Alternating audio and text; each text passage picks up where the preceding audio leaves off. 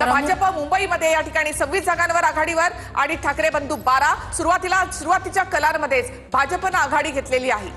पुण्यात आणि पनवेलमध्ये सुद्धा भाजपनं आघाडी घेतलेली आहे. तर पिंपरी चिंचवडमध्ये भाजप 5 जागांवर आघाडीवर आहे. राष्ट्रवादी 3 ठिकाणी आघाडीवर आहे. तर मुंबईतले आकडे आपण पिंपरी चिंचवडमध्ये आता भाजप 5 तर राष्ट्रवादी काँग्रेस 3 जागांवर आघाडीवर. पिंपरी आणि पुण्यामध्ये दोन्ही पवार एकत्र आहेत. तर इथे आपण मुंबईचं चित्र पाहतो. मुंबईमध्ये भाजप आणि शिंदे सध्या 27 जागांवर आघाडीवर आहेत. शिवसेना 8 जागांवर आघाडीवर आहे. मनसे 2, ठाकरेंची शिवसेना 9 जागांवर आघाडीवर, तर काँग्रेस 3 जागांवर इथे आघाडीवर. राष्ट्रवादी 1 जागेवर आघाडीवर आहे.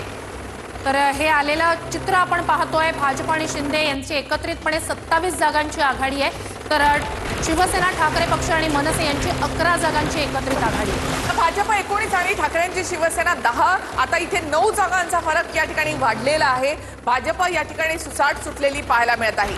तर भाजप आणि शिंदे युती 27 आणि ठाकरे बंधू आणि शरद पवार हे 12 जागांवर.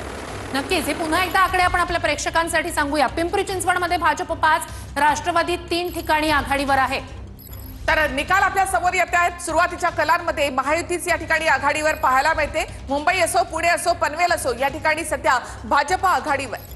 नक्कीच पुन्हा एकदा आपण आकडेवारी पाहूया. मुंबईत महायुती आघाडीवर आहे. भाजपचे रोहिदास लोखंडे यांना पोस्टल मतांमध्ये आघाडी भायखळ्यात मिळाली आहे. भायखळ्यामध्ये भाजपचे रोहिदास लोखंडेंना पोस्टल मतांमध्ये आघाडी मिळाली आहे. पोस्टल मतांमध्ये आघाडी आहे. भाजपचे रोहिदास लोखंडे यांची भायखळ्यामधनं ही अपडेट समोर येते. तर इकडे वर मुंबईतले आकडे सुद्धा बदलत आहेत. भाजप आणि शिंदे यांची एकत्रित 27 जागांवर आघाडी आपण त्या ठिकाणी पाहतोय. भाजप